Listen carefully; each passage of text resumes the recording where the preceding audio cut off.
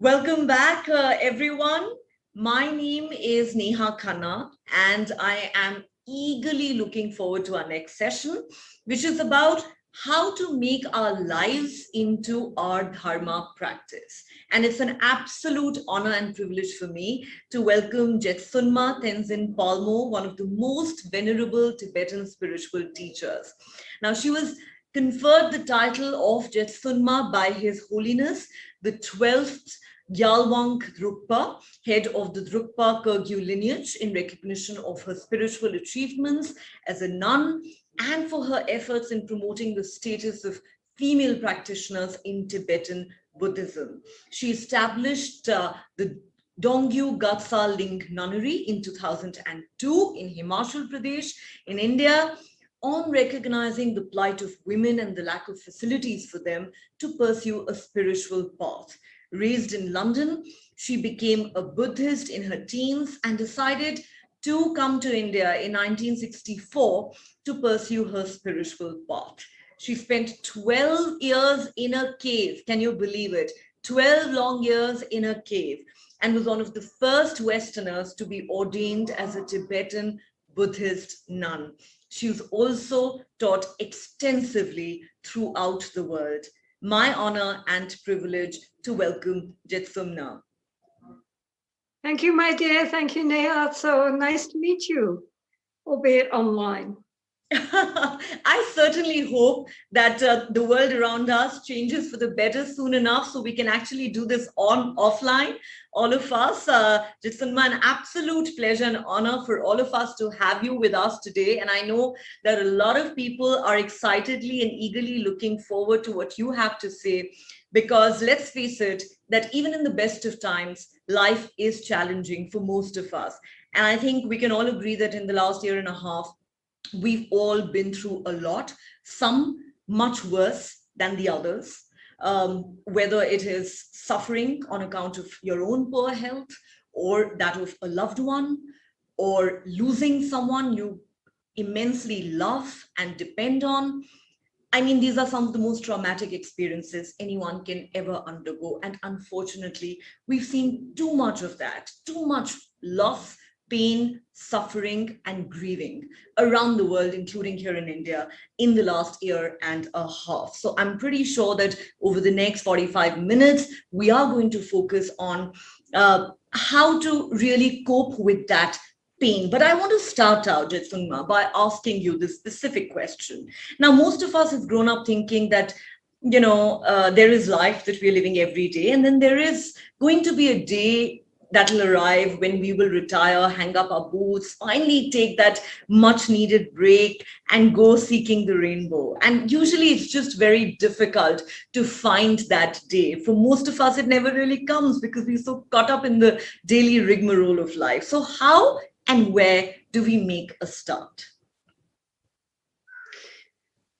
Well, I mean, I think the point is that we are, in a way, making that divide between what we regard as being spiritual, the times when we go to the temple or the church, or where we sit on our meditation cushion and try to focus on our mind, or we pray, or we do things, we meet great masters, we go on pilgrimage. This is all very, very spiritual. And then, the rest of the day, the rest of our life is dealing with the family, dealing with relationships, cooking, cleaning, if you're a woman, going to work, dealing with your professional life, dealing with your boss, dealing with your colleagues, dealing with the world in general. That is just ordinary, secular, mundane activity, which we are hoping we are going to one day drop so that we can become spiritual. And so I think it's really very important to recognize that whether we're in a temple or a cave, or whether we're in the midst of the household or the bazaar, we take our mind with us. Our mind is with us wherever we go, where even we travel all around the world, but we take ourselves with us. And so the important thing, therefore, is to recognize that what needs to change is not so much the external circumstances as our internal response to those circumstances. In other words, what we need is to change our own mind. And for that, everything can be useful. I mean, I really do feel this is very important to recognize that so many inner qualities that we need to develop, including just simply kindness, generosity, patience, thinking of others beyond ourselves, and so forth. All these qualities, we need other people to help us to develop. Because we can sit on our meditation cushion and think, may all beings be well and happy, may all beings be free from suffering. But then you have to go outside and deal with those beings. And not all beings are friendly and helpful. And some are, some aren't. And how are we going to deal with those people? How are we going to respond to those people skillfully? Is how we inwardly change and develop. So those very difficult people themselves are, on one level, our greatest spiritual friends, because they are teaching us many qualities which we would never develop if we were only by ourselves or in company with all the people we like. Do you understand? So, I mean, these, we need so many inner qualities to develop, and it's other people, other circumstances, especially the difficult ones, which are going to help us to develop these qualities. I mean, sometimes I say it's like going to a gymnasium. You go to a gymnasium and you're on the machines working away, sweat pouring down, all your muscles protesting. You're paying for it. Yes. Because why? Because we know that this is going to make our muscles strong, and at the end of it, we're going to feel ever so much better, and we're going to be so much healthier. And so all these difficulties which we have to face in our life, painful as they are, and not that we're trying to go and find them. I mean, we stay, they'll come. All these difficulties and challenges are the way to make us inwardly, spiritually strong. Not that we are all smiles and sweetness when everything goes right and fall apart when things go wrong. This makes us have that equanimity to deal with all situations, not just the good ones, but especially those which are very, very difficult. So this is what I mean by putting the dharma, putting our spiritual beliefs and concerns right at the center of our lives, not just, in those times when we've got a bit of extra time or, we're being especially good and spiritual. All the time, whatever we meet, that is our opportunity to become more present, more mindful, more clear, and more skillful in our responses. So this is the point. I mean, it's, then the whole day becomes your practice. Mm-hmm. Yeah. In this moment, how can I respond to this skillfully? How can I develop more kindness, more patience? Doesn't mean we have to be stupid. I mean, if someone's trying to cheat us, it's not good for them also just to let them get away with it. But we can deal with the situation in a way which doesn't end up with everybody screaming and fighting at each other or everybody upset. I mean, one can be firm, but at the same time skillful. So it's not that we're naive and just, you know, allowing everything to happen, but we can deal with it in a way which doesn't create more problems, more difficulties on both sides. Right. You know, Jetsunma, if I could come in here, you have very beautifully touched upon what is at the heart of what we're discussing today. You know, there are days where, like any other human being, I'm having a difficult time because of something that may have gone wrong either in my professional life or my personal life. And I wonder if I can just run far, far away from it all. There are days when I want to run away to the Himalayas. But you know, you put it so beautifully when you said, wherever you go, your mind goes with you. So the reality that we have to confront is that, you know, whatever circumstances and challenges we have confronted with, we have to deal with it. There is no running away from it. There is no escaping it. Our mind will go with us wherever we go. The question then that I want to ask you, Jetsunma, as somebody, you know, who often struggles with these issues herself, whether it's anxiety or self-doubt, you know, or worries about uncertainty over the future, how do you control the mind in that moment when you know that you're in pain, where you're suffering, where maybe you're feeling anger, rage because somebody has wronged you? How do you tame your mind in that situation? What are the specific things one needs to do or can do in that situation to calm one's mind?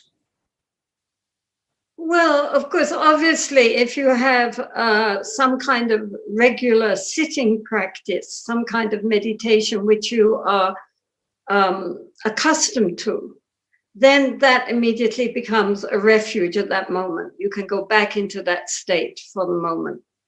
And it helps us to develop the ability to cope with difficult situations. But for example, somebody does something that you really don't like and you're very upset and you're very angry. So then, honestly, the first thing is to accept that you're angry, not try to pretend you're not angry. I mean, right now, anger is there, right? So first of all is to recognize it, right? This is anger. Then to accept, right now, I'm feeling really angry. And then to step back, and this is why a formal meditation helps, because you know how to step back. Step back and just look at that anger without judgment. Where is it in the body? What does it feel like? How is it?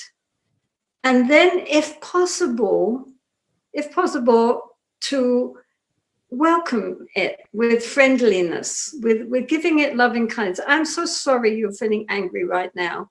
May you be well and happy. If you can't manage that, I mean, the very, very best is to look into the nature of the anger. And we see that that anger is like a thick black cloud, the big thunder cloud. But behind it all is the clear blue sky. That's very best. However, if we can't manage that and we can't deal with our anger in that moment and it's about to spill over, then I would say what is very helpful is what Shantideva says in the Bodhicharyavatara: just be like a block of wood. In other words, just don't react in that moment. Don't say anything, don't do anything, just be like a big log of wood. Just sit there. And then gradually, because at least if it doesn't help the situation, it doesn't make it worse. You don't end up saying things you shouldn't have said. And then afterwards, oh God, what did I do? What did I say? You haven't said anything. You're just. And then later, when we calm down a bit, then we can try using these other methods. For example, if we habitually get very upset and angry with things, to really look at that anger with friendly eyes, you know, not with more anger or beating ourselves up or blaming somebody else, but just, why do we get angry in these circumstances? You know, asking ourselves in a friendly way. There's a story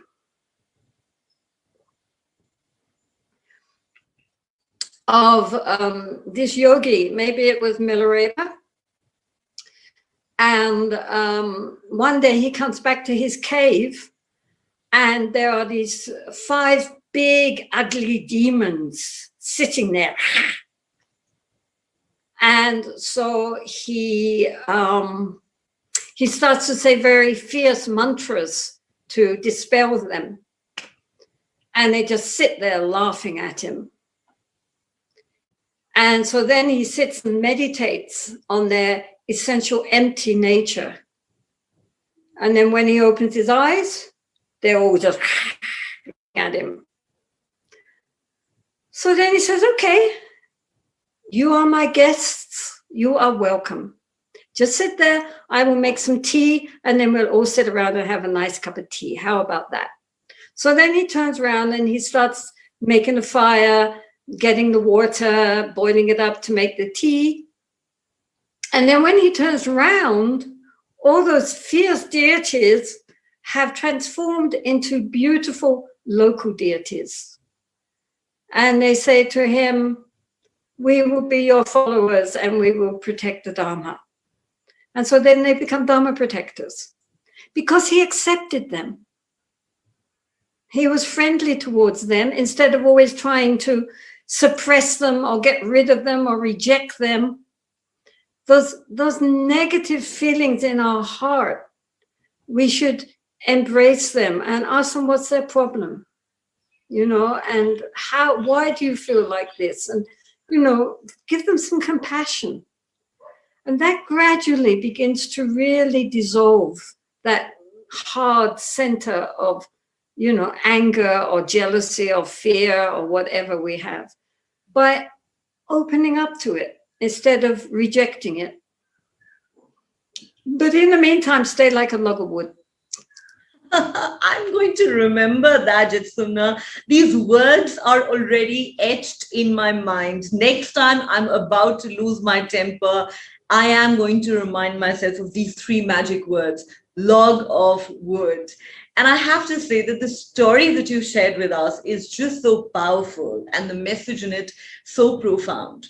All our lives we've been taught how to fight and conquer our demons. You're telling us today, it's all right. You don't need to fight them. Look them in the eye, but accept them.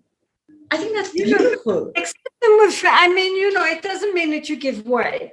But what you do is you begin to understand them and give them sympathy. Like if you're dealing with some child who is very, very out of control, you don't beat the child up. You don't lock them away. It's much better just to embrace them and say, what's your problem? Why are you acting like this? What, tell me about it. And, slowly, something inside, which is very hard, begins to dissolve. Love conquers all, they always say. Well, it also conquers the negative as well as the positive. Yeah. I think that's very beautifully put. Love does conquer all. And I think it's about time we began looking at our demons differently. And let's face it, we all have our individual demons. But, since we're talking about that much needed spiritual journey that each one of us needs to go on, Jetsunma, the problem is that we're so preoccupied with multiple goals that we've set ourselves in life. We're all busy trying to find that dream job, trying to find that dream partner, building that dream house, and having that ultimate, seemingly perfect dream life.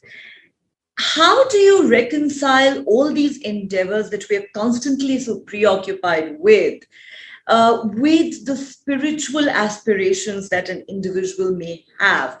And I think I can say that for myself.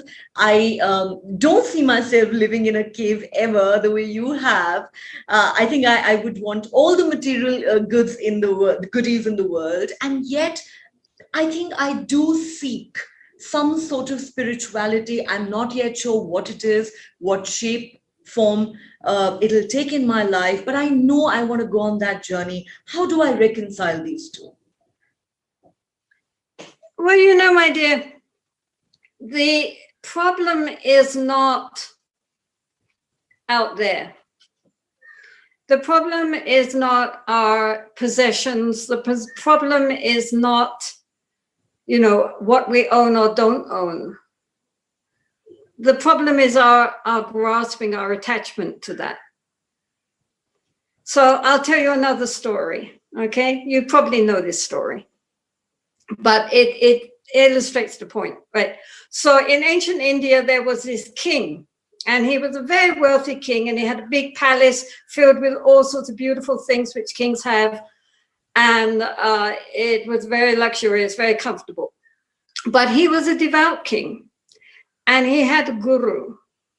And his guru was a sadhu who only had a little loincloth and a wooden bowl for his arms round.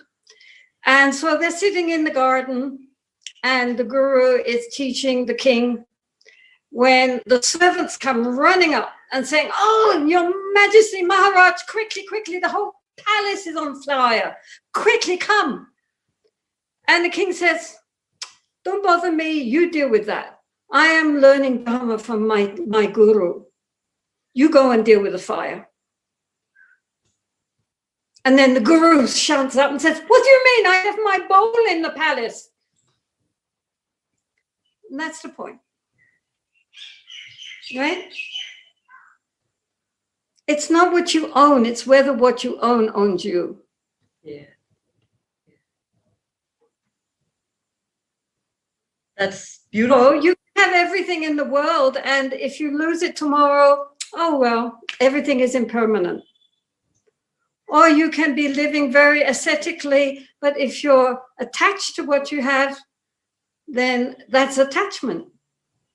And attachment is what brings the suffering, not the things themselves. The things themselves are innocent. They're neither good nor bad, they're just. It's our inner attitude to what we have that's the problem. So if we want to be happy, genuine happiness, not just pleasure happiness, which is very impermanent, but genuine happiness comes from an appreciation of everything, not just, you know, things we own, but the sky, the air, the flowers, the trees, the birds, the fact that we can see, that we can hear, that we can move. How wonderful. And that sense of appreciation, along with the sense of enjoying things but not being attached to them, brings an inner joy. And that inner joy is very different from just the outer, you know, happiness, which depends on things being comfortable and pleasant. And you can have things which are comfortable and pleasant. That's not the problem. The problem is our attitude. This is back again, everything depends on our mind. Certainly. And you know, you talked about attachment there.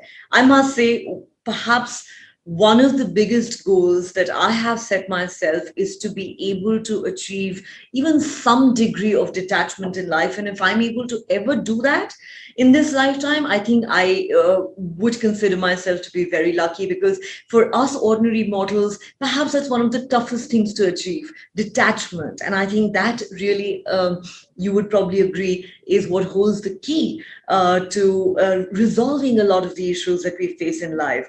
But tell me this, Jetsunma, even the Buddha had to give up everything to find the ultimate truth.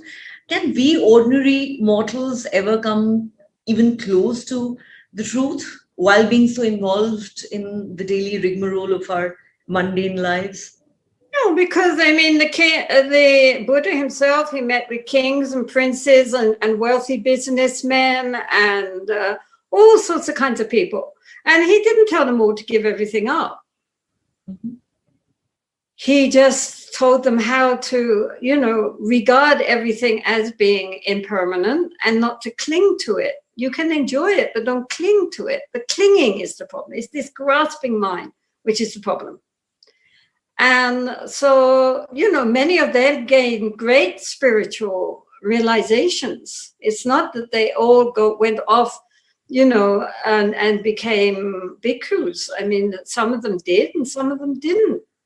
Mm-hmm. And it's, as I say, it's not the things which we possess and the the kind of lifestyle we are leading so much as our inner poise, our inner sense of presence. I mean, what we need is to develop this quality of being aware, of knowing what's going on in the mind while it's going on, to know what we're doing instead of being swept along by the mind, to be able to witness the mind. That is nothing to do with your where you're living, but it's all to do with what's happening inside yourself. It's all. So my dear, you have to do it yourself. Nobody can do it for you. This is the question. Yeah. That actually all of us are responsible for our own journey. That is very true. No one else can do it for us. We have to do it for ourselves. We really have to find it within ourselves. That's where the challenge lies, but that's where all the answers are. I want to ask you this. Anyone who's listening to you right now, I'm pretty sure Jetsunma wants to know more about your incredible journey, your personal experiences. Being someone who spent 12 long years in a cave. Today, if we asked you, what is harder, you think, living in this world with everything that life throws at you every single day, or being on your own and living in such extreme, challenging conditions and facing all sorts of threats from extreme weather, wild animals, and staying without basic amenities and comforts of life? Which do you think is tougher? Well, I think it depends on who you are. For example, when a group of our nuns went to visit the cave in Lahul, and someone said to them, well, would you like to stay here overnight? I mean, they were horrified, especially because they thought there might be ghosts. So for them, it would be a big suffering, right? For myself personally, it was not suffering. And then on the other hand, some people develop so much more kindness and sensitivity and generosity because of being with others, and especially trying to help others and being in the midst of a big social environment. For them is very fulfilling. For other people, it might be very unfulfilling. I mean, I personally would hate it, but that's me. Different people are different. So, and also at different times of your life, you need different things. So there are times when it's good to be alone or in a kind of group meditation situation. And it's other times it's good to be out in society and dealing with the various people and the various circumstances we come across. So it's not this or that, but both and. Absolutely, which is why we're all different from each other. God has made us all different, and that's what we need to recognize, right? There are certain things that may work for you, but not for me, and vice versa. But I have to ask you, since you believe that you were cut out for this life, what was the most vital lesson that life taught you while you were in the cave for those 12 years? Oh, I don't know. Probably how to grow turnips and potatoes. That was really very useful. I never grown a turnip in my life until I went and lived in the cave. Wow. All right. So you perhaps acquired culinary skills of a very different kind that most of us aren't familiar with.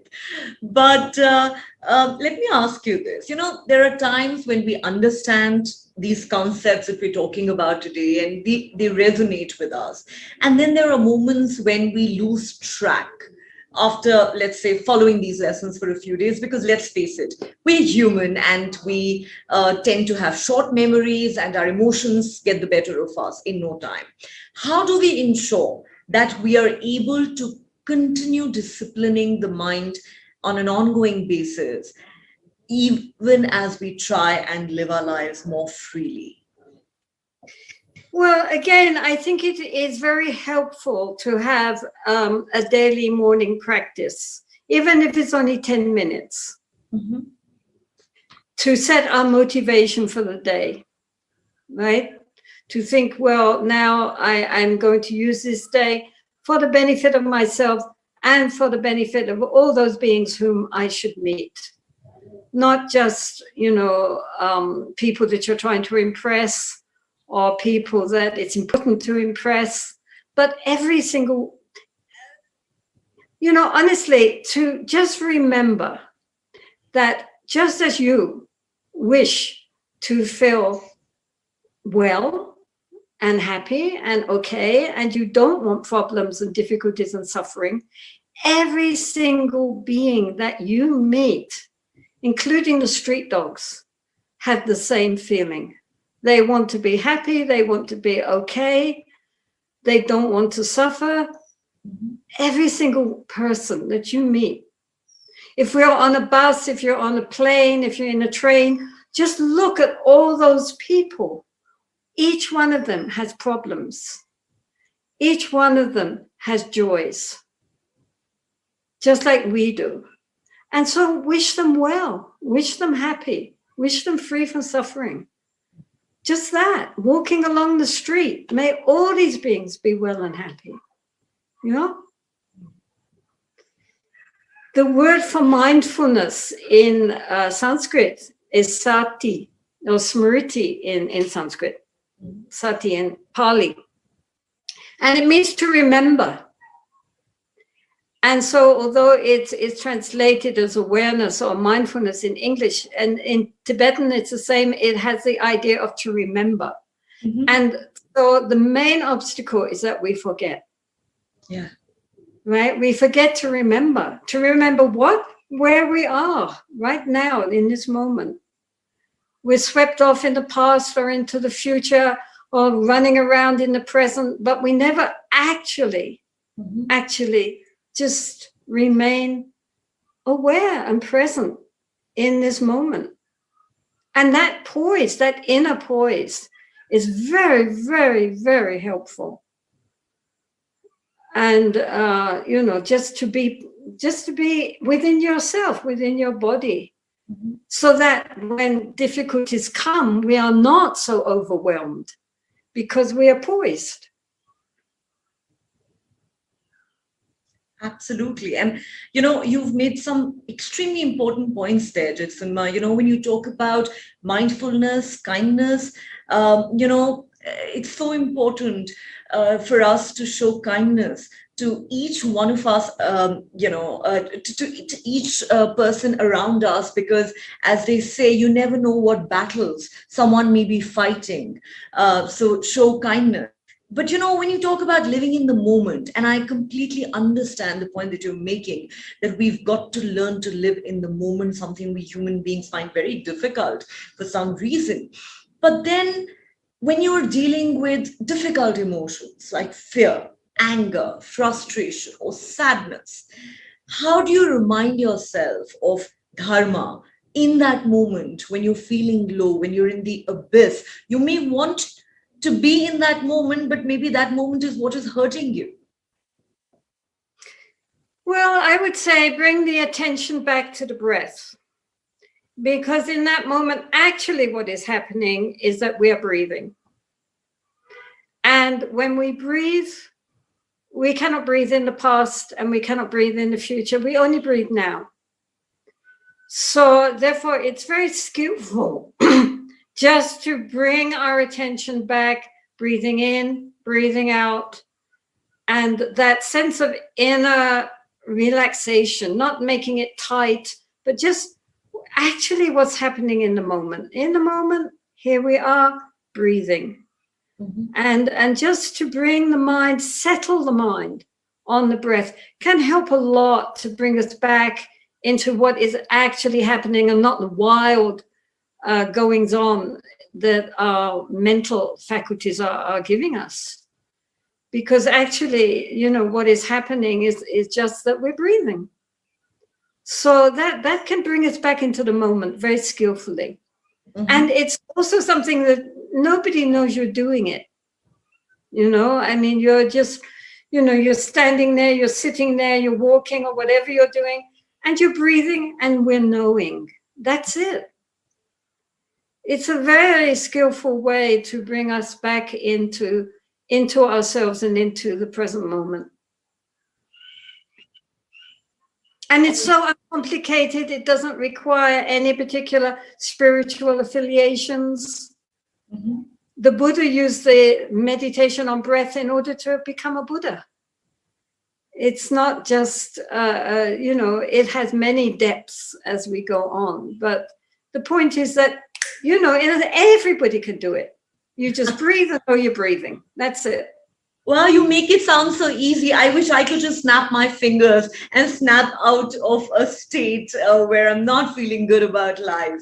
Well, you know, also, as Shantideva said, you know, if there's a solution to our problems, why worry? And if there is no solution, what's the point of worrying?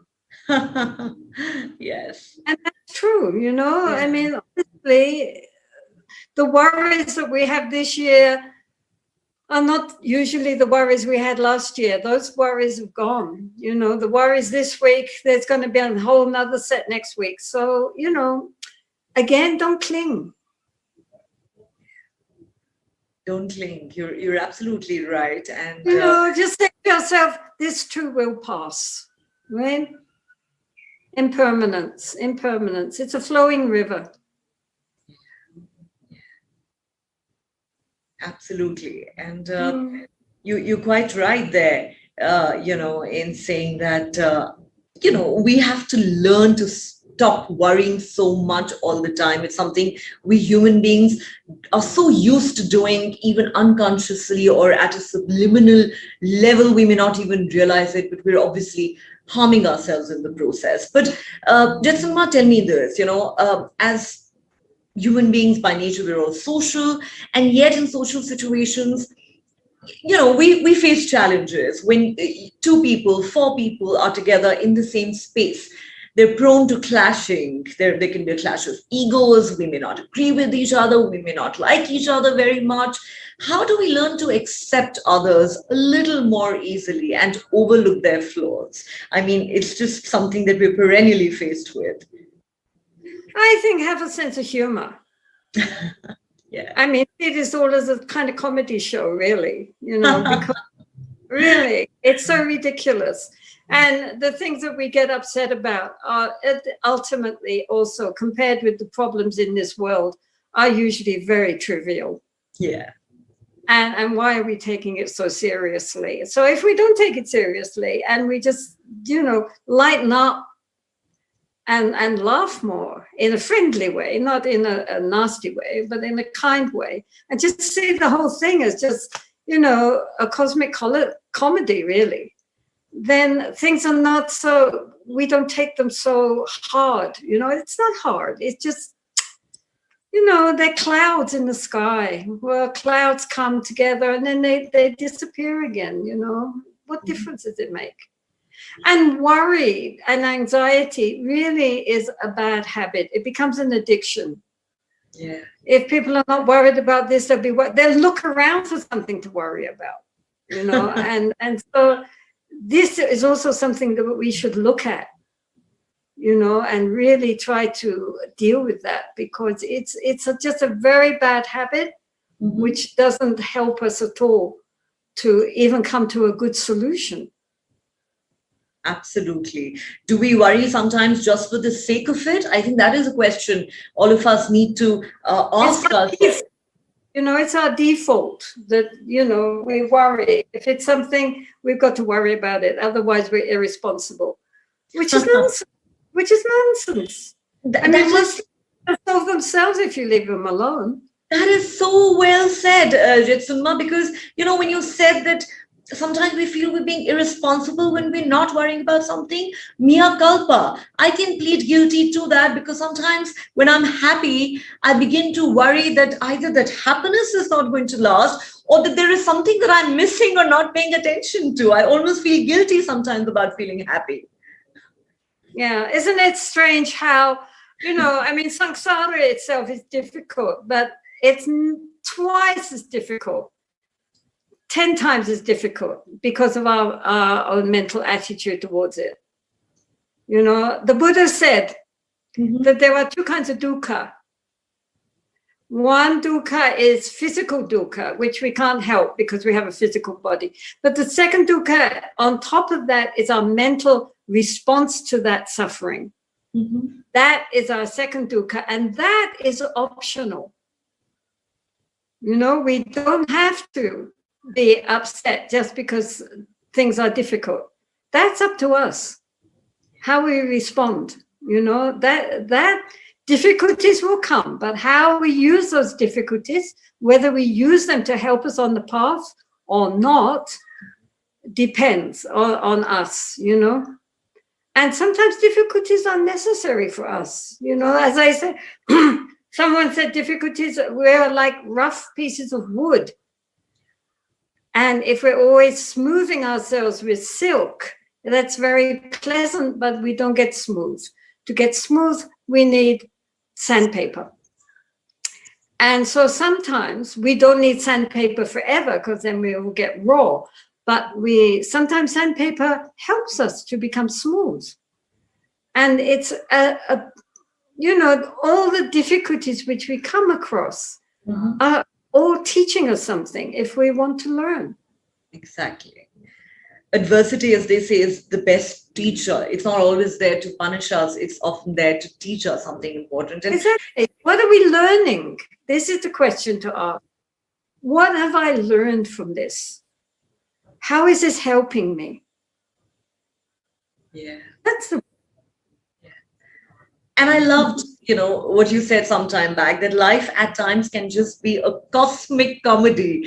And therefore, we really need to take things less seriously, maybe take life itself less seriously, learn to laugh more, lighten up. I absolutely loved that piece of advice, because I think a lot of us have unfortunately forgotten how to laugh, how to just enjoy life, and have a good time. But love ourselves in a friendly way. Not take ourselves so seriously. Yeah. But not in there's a kind of laughter which is cynical. Not that kind of laughter, but friendly, joyful laughter. Exactly. And especially looking at ourselves and all our hang-ups, oh dear, here we go again, and laugh. Absolutely. No two ways about it. But, as we wrap up this discussion, Jetsunma, I have to ask you a couple of questions. One, we are still in the middle of a pandemic that has unfortunately wreaked havoc around the world, including here in India. And it's also stripped us of our sense of security. It's left us all feeling extremely vulnerable and wondering if there's any real security. Can you take anything or anyone for granted for even a moment? What would your advice be to anyone who is worried right now as a result of the pandemic? And also, all of us right now who are listening to you would love to know, as somebody who is a spiritual guide to so many people around the world, what has been the most challenging situation for you personally, and how did you cope with it?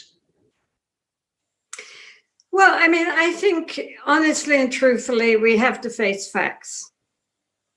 And one of the facts is that samsara is not secure. Yeah.